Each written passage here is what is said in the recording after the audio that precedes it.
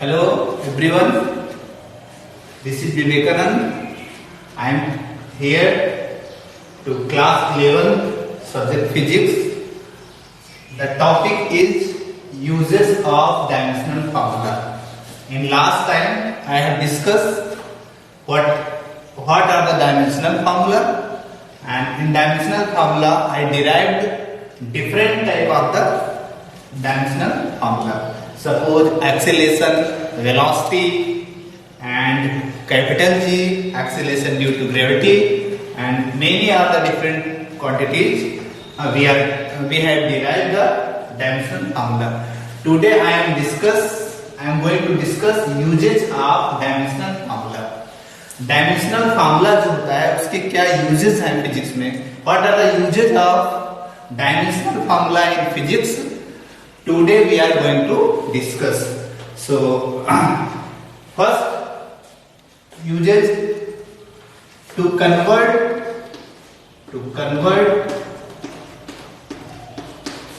One unit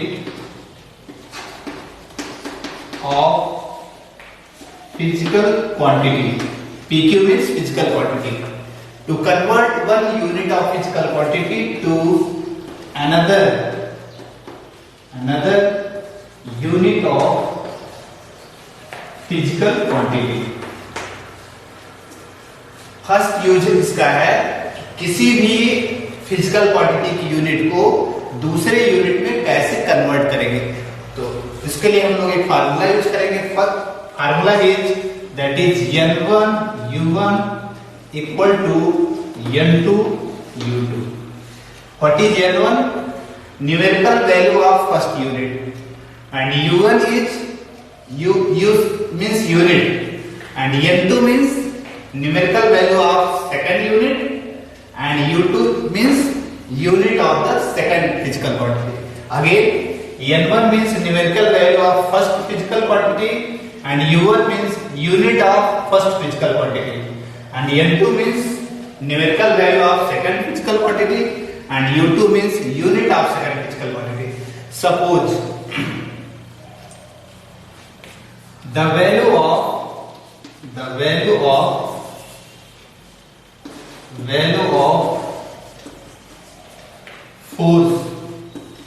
force is 1 Newton. So this unit convert in CGS unit. हमने बताया there are 4 system of units. First MKS system means meter kilogram second, and second one CGS system centimeter gram second, and third FPS foot pound second, and last SI international system of unit. Sometimes SI system and MKS system both are same, but sometimes they are different. Okay. So first example of to convert one unit of physical quantity to another physical quantity means value of force is 1 Newton. कहने का मतलब है कि अगर force की value 1 Newton हो तो Newton जो है that is the unit of MKS system or SI system. So we are going to convert it in CGS system. So first we will write what is the dimensional formula of force. So we know that force equal to mass into acceleration. So dimensional formula of mass, that is capital M, and dimensional formula of acceleration, that is L t power minus 2. In last lecture I have discussed what is the dimensional formula of force. So dimensional formula of force equal to m L t power minus 2. अब देखिए इसी का use करके हम लोग convert करना सीखेंगे. कैसे कन्वर्ट करेंगे इसको देखते हैं.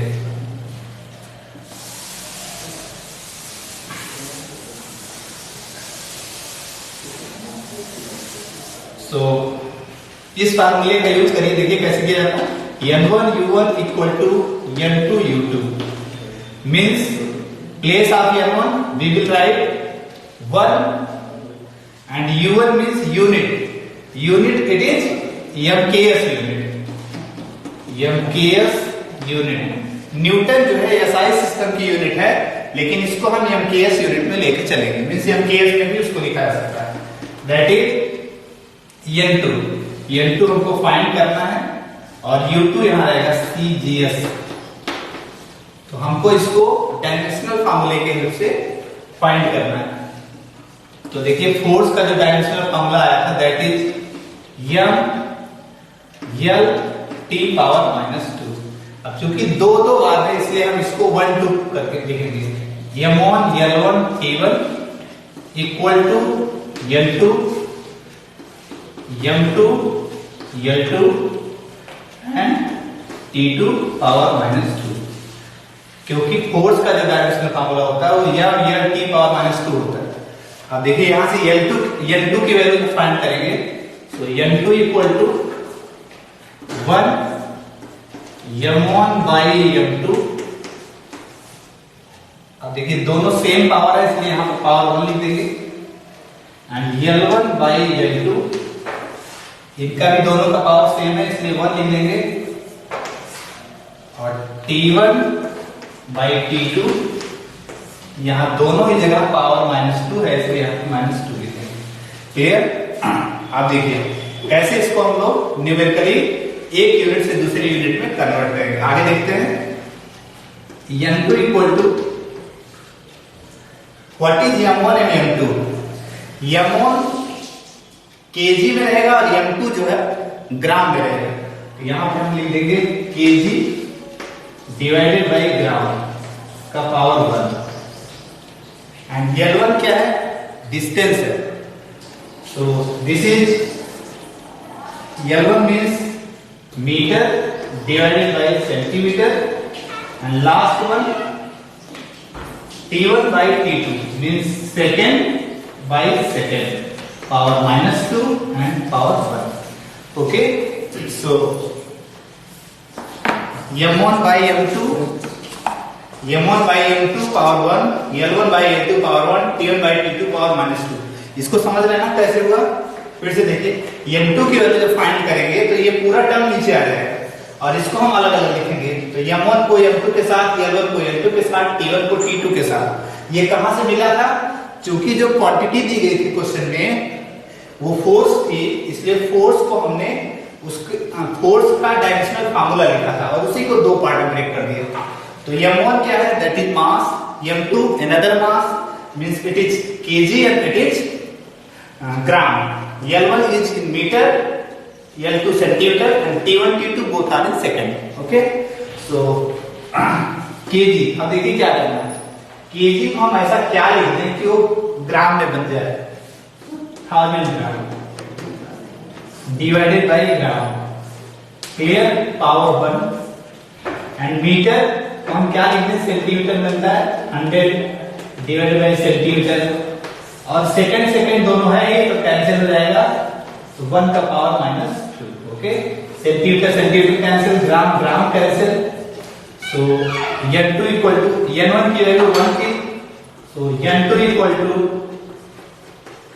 1000 इंटू 100 और 1 को डिवाइड करेंगे या मल्टीप्लाई करेंगे तो सेम 1 ही आएगा.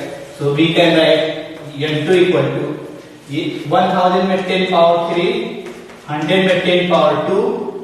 सो N2 इक्वल टू 10 पावर 5. इसका मतलब है कि अगर MKS की कोई यूनिट न्यूटन में लिखी गई फोर्स की, तो जब हम उसको CGS यूनिट में लिखेंगे तो वो वैल्यू हो जाएगी 10 पावर 5. कहने का मतलब है MKS यूनिट को CGS यूनिट में हमने कैसे कन्वर्ट किया? इस डायमेंशनल फार्मूले के हेल्प से. और N2 की वैल्यू आ गई 10 पावर 5. और CGS यूनिट जो फोर्स की होती है उसको हम लोग बोलते हैं डायन. सो हम कह सकते हैं 1 Newton equal to 10 power 5 dyne. This is our result. समझ आया? अब आपके लिए क्वेश्चन है. You will convert 1 joule into CGS unit. 1 joule का कोई यूनिट है, उसको सीजीएस यूनिट में कन्वर्ट करोगे तो क्या मिलेगा, कितनी वैल्यू मिलेगी। इसके लिए हम हिंट दे रहे हैं आपको। First you will write the dimensional formula of work, because joule is the unit of work. तो 1 joule is equal to how many CGS unit, कितना सीजीएस यूनिट बनेगा। तो this is the first use of dimensional formula. ये पहला use था। अब दूसरा use हम लोग देखेंगे, सेकेंड यूज देखें।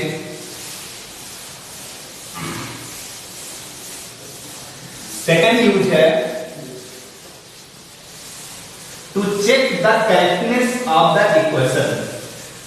First second use of dimensional formula, okay, to check the correctness of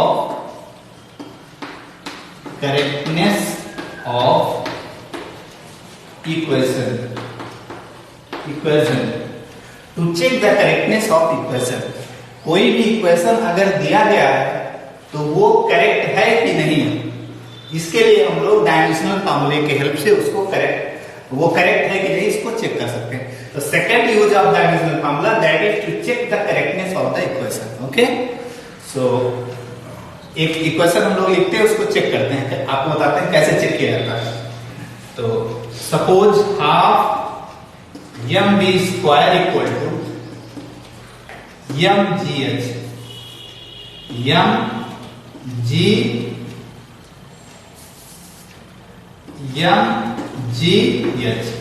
suppose this is equation half mv square, what is m mass and what is v here velocity। कोई भी equation दिया गया रहेगा तो उसको आपको ये जानना पड़ेगा कि उसमें जो सिंबल यूज हुए हैं उनकी मीनिंग क्या है। तो हाफ mv स्क्वायर हमने पढ़ा है, it is the formula of kinetic energy, in that kinetic energy m is equal to mass and v is velocity। and another equation of potential energy, that is mgh, m is also mass, g is acceleration due to gravity and h is height from the earth। so we can write half mv square equal to mgh। ये एक equation दिया गया है, इसको हम लोग को check करना है डायमेंशनल मेथड से इट इज करेक्ट और नॉट। अब देखिए एक चीज याद रखिएगा बच्चों, जब भी हम डायमेंशनल फार्मूला लिखते हैं तो जो कांस्टेंट टर्म होता है उसका कोई डायमेंशनल फार्मूला नहीं होता, मींस हाफ का कोई डायमेंशनल फार्मूला नहीं होगा।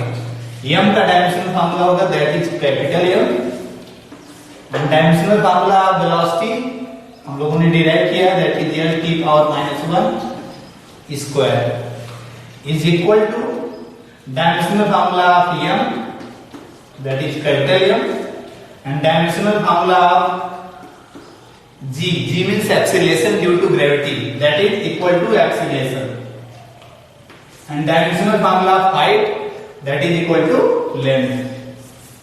so we can write m l का power 2 that is l power 2 and t power -1 का पावर 2 मतलब t पावर -2। तो m l power 2 t power -2। देखिए इस साइड का जो डायमेंशनल फार्मूला आ गया ये इस फॉर्म में आ गया, अगर इस साइड का डायमेंशनल फार्मूला भी इस फॉर्म में आ जाए तो समझिए ये गिवन इक्वेशन करेक्ट है। Okay, so m l 1 power that is equal to 2 power t power -2। तो both sides means LHS equal to RHS, so we can say this equation is dimensionally correct. Left hand side का जो dimensional formula था वो right hand side के dimensional फार्मूले के equal हो गया, इसलिए हम कह सकते हैं कि ये इक्वेशन जो है वो डायमेंशनली करेक्ट है। Thank you. Usages of dimensional formula that is third number, to establish relation among various physical quantity. जो तीसरा यूज है हमारा डायमेंशनल फार्मूला का वो क्या है, that is very very important and it's difficult to understand। to establish relation among various physical quantity, various physical quantity जो होती हैं उनमें रिलेशन कैसे स्टेब्लिश करें ये भी बताता है डायमेंशनल फार्मूला। उसके लिए हम लोग एक इक्वेशन एज्यूम करेंगे, एक क्वेश्चन देखेंगे। Suppose there is a simple pendulum, एक सिंपल पेंडुलम है and the time period of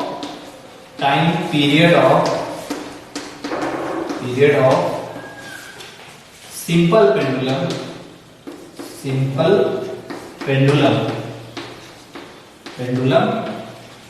that is t। Suppose करिए कोई सिंपल पेंडुलम है, उसका टाइम पीरियड t है, और जो टाइम पीरियड होता है सिंपल पेंडुलम का वो किस किस फैक्टर पर डिपेंड करता है, ये क्वेश्चन में आपको गिवन रहेगा। तो time period of simple pendulum t is depend on first length of the simple pendulum, length of simple pendulum का जो इफेक्टिव लेंथ है वो कितना है उस पर डिपेंड करेगा। And second one, it may be depend on mass पे डिपेंड कर सकता है। And third one, it may be depend on acceleration due to gravity, acceleration due to gravity। Okay, तो time period of simple pendulum t is depend on three factor. Length of simple pendulum, suppose that is small l, and mass of the simple pendulum that is small m, and acceleration due to gravity that is small g। Means किसी भी simple pendulum का जो time period होगा वो length of simple pendulum पे depend करेगा, या simple pendulum का मास कितना है उस पर डिपेंड कर सकता है, या acceleration due to gravity that is small g वो कितना है उस पर डिपेंड कर सकता है। ओके, तो हम लोग देखेंगे कि इसमें हम रिलेशन कैसे बना सकते हैं। So we can write time period of simple pendulum is depend on, so हम लिख सकते हैं time period of simple pendulum is directly proportional to L and directly proportional to M and directly proportional to G। तीनों के ही directly proportional. जब भी इस तरह का क्वेश्चन कोई मिलेगा तो हम उनको डायरेक्टली प्रोपोर्शनल ही लिखेंगे। Proportional, directly proportional means same proportion में, डायरेक्ट मींस सीधा सीधा। डायरेक्टली प्रोपोर्शन का मतलब होता है अगर t और l डायरेक्टली प्रोपोर्शन है एक दूसरे के, तो when t will increase then l will also increase, when t is decrease then l will also decrease। जब t बढ़ेगा तो l भी बढ़ेगा, जब t घटेगा तो l भी घटेगा। मींस दोनों का साथ साथ बढ़ना और दोनों का साथ साथ घटना वो कहलाते हैं एक दूसरे के प्रोपोर्शनल। तो t is directly proportional to L, M and G। Okay, so we will write the dimensional formula of L, M and G। So first we will इस प्रोपोर्शनल को हटाएंगे तो एक कांस्टेंट लगेगा छोटा सा k, that is L। Suppose time period is depend on L power 8, इसको हम अपने आप से लगा रहे हैं, and M power B and small g power c। Okay, so we will write the dimensional formula of the both side. Dimensional formula of time period that is equal to time second, जो time होगा, time period means time, time का dimensional formula होगा, and k here k is proportionality constant, so there is no dimensional formula of this constant। इसका कोई dimensional formula नहीं होगा, उसको जब हम डायमेंशनल फार्मूला लिखने लेंगे तो उसको छोड़ देंगे। Okay, and the dimensional formula of L that is capital L power A, and dimensional formula of small m that is capital M power B, and the dimensional formula of small g acceleration due to gravity that is Lt power -2 power c। Okay, so इसमें देखेंगे हम लोग कि same base किसका किसका है। तो L यहां सेम है, L यहां सेम है, so we can write L power A and L power C। So we can write L power A plus C। नहीं समझ आया? फिर से L power A and L power C, so we can write L power A plus C। और m जो है यहाँ पे अकेला है तो इसको अकेले लिख देंगे, और t भी अकेले है तो t का पावर माइनस 2c लिख देंगे is equal to t। So comparing both side, comparing the same base of the power, same base वाले जो पावर है उनको हम लोग कंपेयर करेंगे। So L power A plus C equal to L पर पावर A प्लस C है, यहाँ L का कोई पावर नहीं है, सो B का right A plus C equal to 0। And second one M power B, और यहाँ भी M का कोई पावर नहीं है, so we can write B equal to also 0। And T power minus 2C, and here power of T is 1, so we can write minus 2C equal to 1. Okay, again जब हम dimensional फार्मूले को लिख देंगे तो जिनके जिनके बेस इक्वल रहेंगे उनको हम प्लस या माइनस कर देंगे। अगर इनके पावर प्लस है तो दोनों के तो ऐड कर लेंगे। देखिए जैसे L का पावर A था और L का पावर C था, तो हमने दोनों को क्या किया, ऐड कर दिया। यहाँ M अकेले था तो हमने इसको छोड़ दिया, M पावर B लिख दिया। यहाँ t पावर माइनस 2 था और कोई टर्म नहीं था t का, तो t power minus 2c। So a plus c equal to 0, क्योंकि L का कोई पावर इस साइड में नहीं था, M का भी कोई पावर इस साइड में नहीं था, तो a plus c equal to 0 and b equal to 0। जबकि t का पावर इधर माइनस 2c था और इधर पावर 1 था, तो minus 2c equal to 1 and c equal to minus 1/2। Okay, c की इस वैल्यू को यहाँ पे कर देंगे। सो a c की जगह पे माइनस हाफ इक्वल टू 0, तो a इक्वल टू हाफ। हमको a की वैल्यू मिल गई, c की वैल्यू मिल गई और b की वैल्यू 0 डायरेक्टली मिल गई। सो a b c की जो वैल्यू है उसको हम लोग ला के इस इक्वेशन में पुट कर लेंगे, इस वाले equation. So putting the value of a b and c in equation first, so t equal to k L power A, value of A that is half, and M power B, so value of B equal to 0, and value of G means value of C equal to minus half। C की value minus half थी तो इसका power minus C लिख दिए। B की value 0 थी तो M का पावर 0 लिख दिया गया, और A की वैल्यू प्लस हाफ थी तो L का पावर हाफ लिख दिया गया। अब देखिए इसका पावर प्लस हाफ है, इसका पावर माइनस हाफ है, इन सबको में, और M का पावर 0 है। किसी भी वैल्यू का जो पावर 0 होता है उसकी वैल्यू होती है 1, तो ये वैल्यू तो हो गई 1, ये खत्म हो गया। इसको हम लिख सकते हैं t equal to k L power half divided by ये g पावर माइनस हाफ है, उसको हम नीचे ले जाएंगे तो g पावर प्लस हाफ लिख सकते हैं, और पावर हाफ मीन्स होता है रूट में लिखना, तो इसको हम लिख सकते हैं k of root L by g। So equation is t equal to k root of L by g। This is the equation, ये रिलेशन है।